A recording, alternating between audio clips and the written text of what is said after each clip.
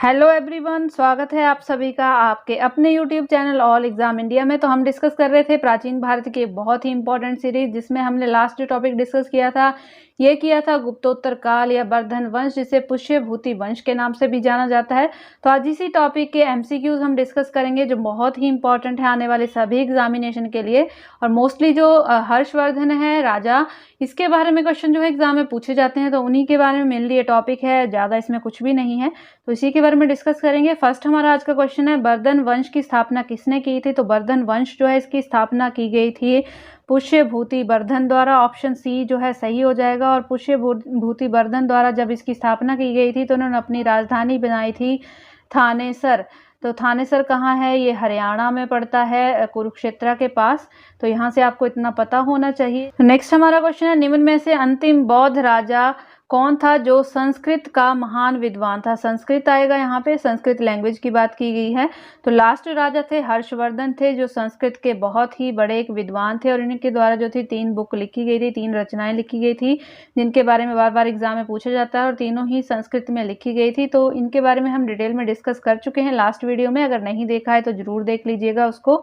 Next है, हर्षचरित्र किसके द्वारा लिखी गई थी? तो जो हर्षचरित्र थी ये हर्षवर्धन की जीवनी थी और लिखी गई थी बाणभट्ट द्वारा। इंपॉर्टेंट है।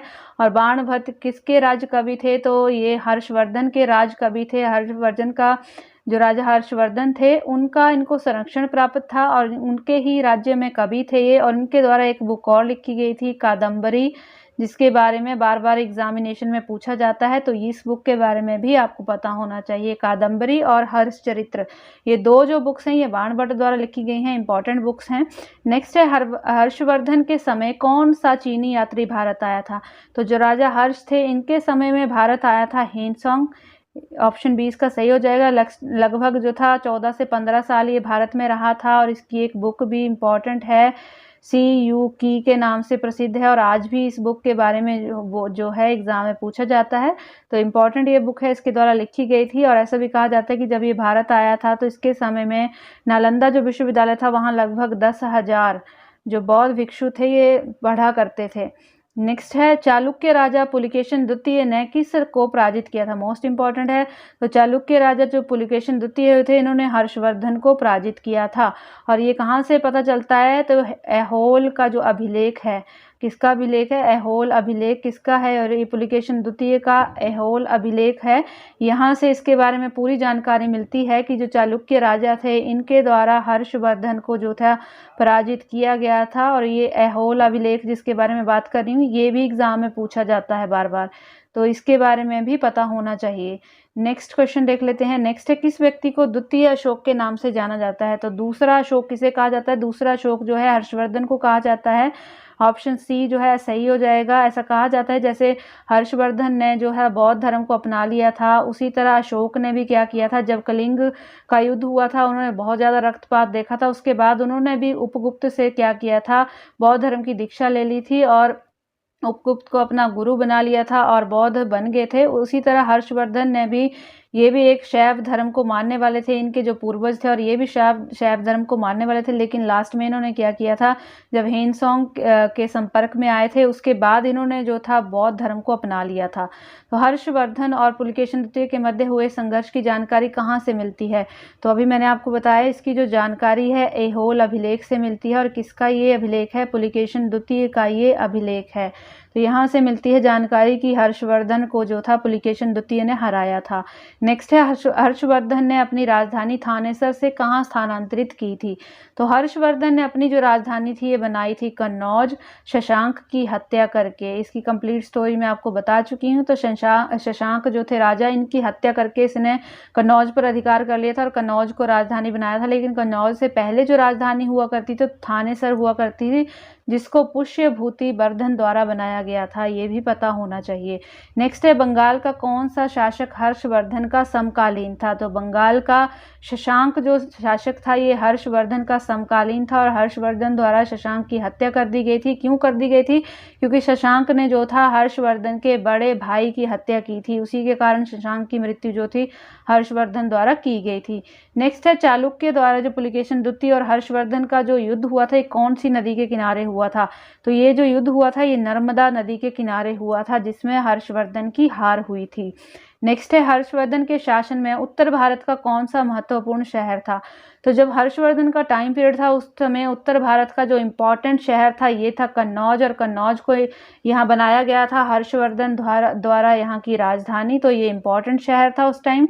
हर्षवर्धन की जीवनी किसने लिखी थी? तो अब मैं बता चुकी हूँ कि हर्षवर्धन की जो जीवनी है ये लिखी गई थी बाण भट्ट द्वारा, और इनके द्वारा एक और बुक लिखी गई थी कादम्बरी, जिसके बारे में एग्जाम में बार बार पूछा जाता है।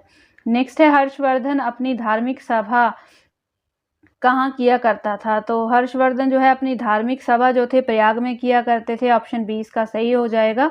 नेक्स्ट क्वेश्चन है, चीनी यात्री हेनसोंग भारत की यात्रा के समय सूती कपड़ों के उत्पादन के लिए सबसे प्रसिद्ध नगर कौन सा था? यानी कि चीनी यात्री जब हेनसोंग आया था उसने अपनी बुक में मैंने आपको बताया CU की लिखी थी, उसमें बताया था कि जो सबसे इम्पोर्टेंट नगर हुआ करता था वो मथुरा हुआ करता था। तो मथुरा यहाँ सही हो जाएगा, क्योंकि कपड़े के उत्पादन के लिए सबसे ज़्यादा जो इम्पोर्टेंट मथुरा है। लास्ट वीडियो में मैंने डिस्कस किया था कि यहाँ पर सबसे ज़्यादा कपड़े का उत्पादन जो था वो किया जाता था।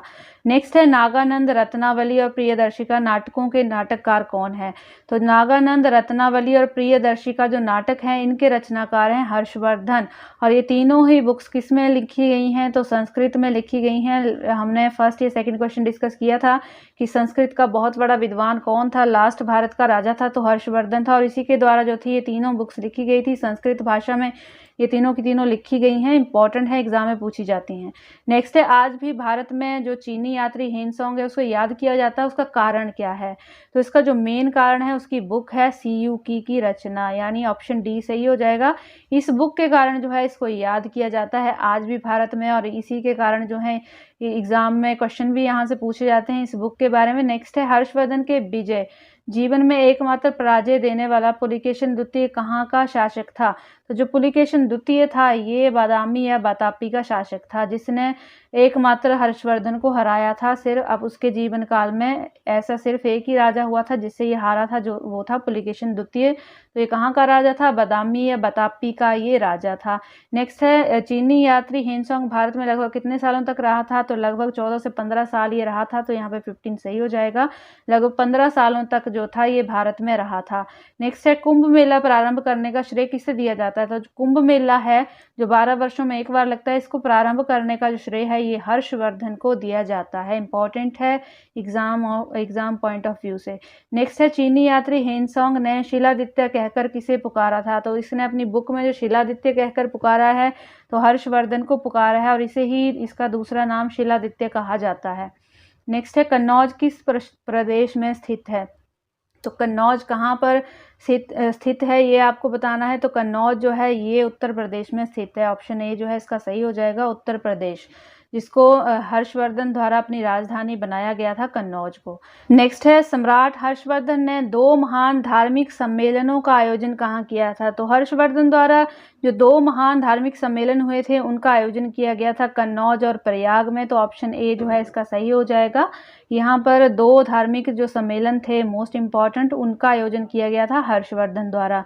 नेक्स्ट है, प्रतापशील, केसरी और महाधिराजा राज नामक उपाधियां किसने धारण की थी? तो ये उपाधियां धारण की गई थी प्रभाकर वर्मन द्वारा, जो हर्षवर्धन के पिता थे। तो हर्षवर्धन के पिता कौन थे? प्रभाकर वर्धन थे, और उनके भाई का क्या नाम था? राज्यवर्धन था। उनकी बहन का नाम क्या था? राजश्री वर्धन था, और उसका नाम क्या था? हर्षवर्धन था। तो 3 ये भाई बहन थे जिनकी दोनों की हत्या हो गई थी, और लास्ट में हर्षवर्धन ही बचे थे। तो हर्षवर्धन की जो बहन थी राज्यश्री का विवाह आएगा यहाँ पे। विवाह जो था किसके साथ हुआ था?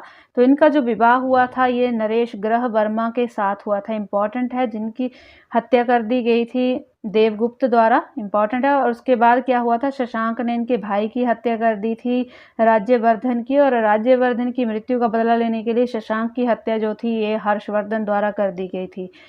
तो नेक्स्ट है, हर्षवर्धन के बड़े भाई राज्यवर्धन की हत्या किसने की थी? तो मैं आपको कई बार बता चुकी हूँ कि जो हर्षवर्धन का बड़ा भाई था राज्यवर्धन, इसकी हत्या की गई थी शशांक द्वारा, और इसका बदला लेने के लिए फिर हर्षवर्धन द्वारा हत्या कर दी गई थी शशांक की और कन्नौज पर अधिकार कर लिया गया था और कन्नौज को क्या बना दिया गया था, राजधानी बना दिया गया था वर्धन वंश की। नेक्स्ट है हर्षवर्धन ने 606 एडी में हर्ष संवत की स्थापना किस उपलक्ष्य में की थी। तो हर्ष संवत की जो स्थापना की गई थी अपने राज्यारोहण के उपलक्ष्य में की थी। ऑप्शन ए जो है इसका सही हो जाएगा।